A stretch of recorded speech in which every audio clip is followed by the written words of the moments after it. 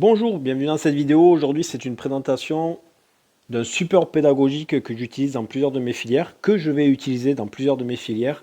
Et c'est un robot imprimé en 3D et c'est le robot Autodie. Donc ici, vous avez le robot monté, donc avec toutes ces pièces qui ont été imprimées en 3D.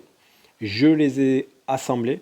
Donc si on peut vous montrer, j'ai par exemple la tête sur lequel j'ai installé le capteur ultrason. C'est un capteur qui permet tout simplement au moment où on détecte un obstacle que le robot s'arrête si il a été programmé pour.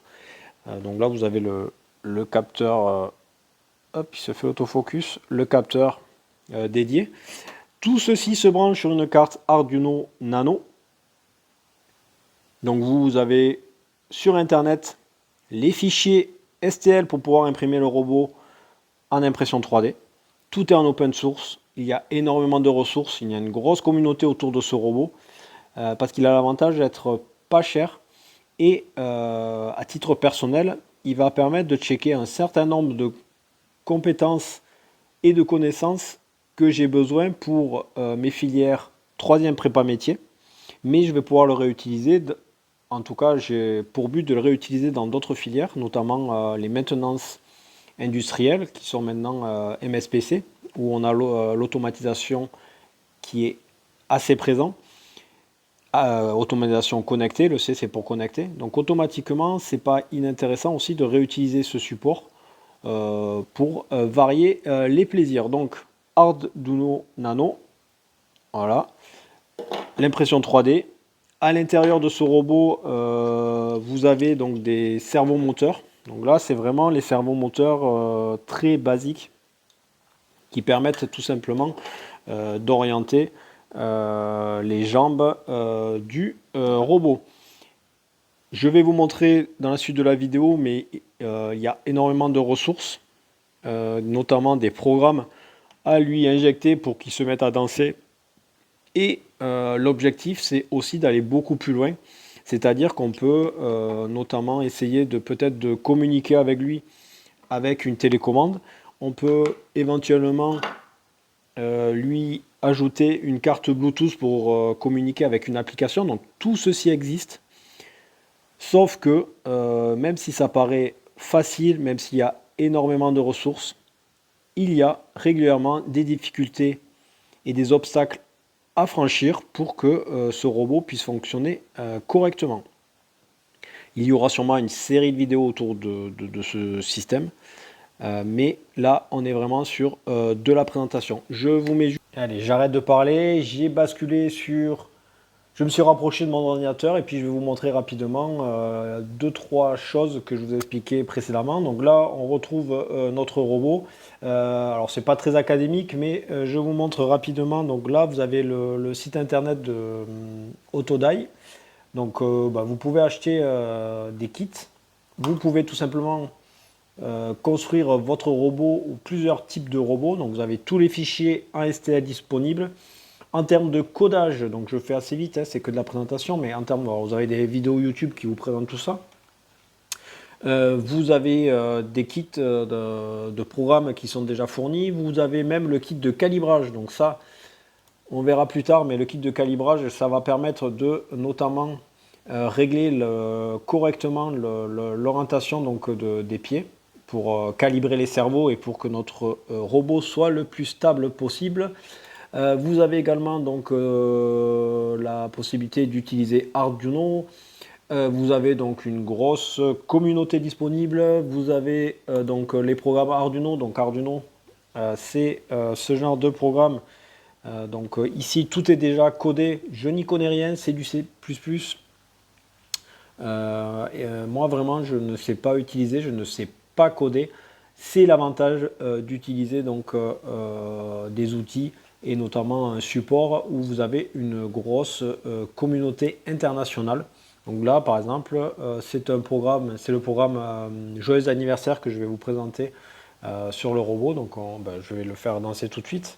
Donc c'est parti, je vais brancher le robot sur l'ordinateur pour l'alimenter. Il faut savoir que le robot, vous avez, si vous achetez un kit ou si vous achetez les bons outils, vous pouvez l'alimenter directement à l'intérieur. Vous avez la place de mettre des piles et votre robot est autonome. Et normalement, vous avez un bouton on-off aussi qui permet en fait de faire bouger le robot. Donc tout ce que vous allez voir maintenant, le robot peut le faire normalement en autonomie. Pour des raisons pratiques, je n'ai pas encore installé tout le matériel nécessaire. Je suis vraiment à la phase de remise en route de mon petit robot. Et du coup, je réutilise donc le branchement USB. Donc en branchant l'USB, ça l'alimente à l'électricité et le programme donc est déjà à l'intérieur.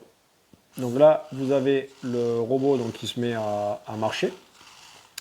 C'est le programme Happy Birthday, donc là il se met à danser, il va se mettre à chanter.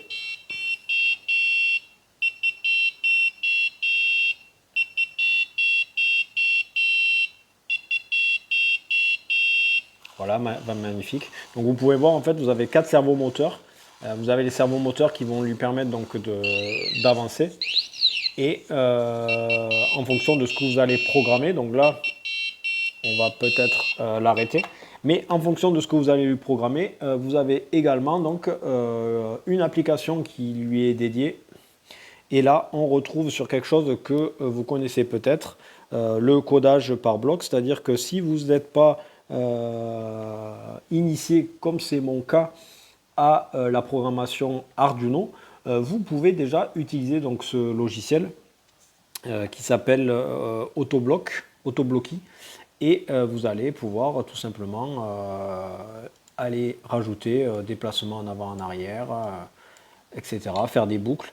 Et une fois que vous aurez créé ou paramétré donc votre programme, vous pouvez l'injecter donc dans le petit robot. Voilà, donc normalement c'est censé être une présentation rapide. Si je dois synthétiser, robot donc imprimé en 3D, grosse communauté, utilisation donc de faire vraiment vos débuts en programmation en utilisant donc du Arduino. En termes de coût, rapport qualité-prix, c'est le top. Il y a une grosse satisfaction d'arriver aussi à faire bouger et à faire vivre son propre petit robot qu'on a imprimé et qu'on a créé. Voilà, gros avantage pour finir, donc filière prépa métier, on va pouvoir utiliser, en tout cas techno collège, on va réutiliser des choses que l'on retrouve, donc ce codage par bloc. On va pouvoir également travailler sur la chaîne d'énergie et la chaîne d'information. Et puis ensuite, je vais sûrement réutiliser donc, ce support pour... hop, je le mets là, sinon la vidéo n'est pas interactive. Le gros avantage, c'est que du coup, je vais sûrement réutiliser donc, le support pour faire peut-être un peu de modélisation 3D. Et puis avoir d'autres applications pour notamment la partie programmation avec mes Bac Pro et MSPC. Voilà, voilà pour la présentation d'Autodai et puis j'espère que ça vous a plu. À bientôt.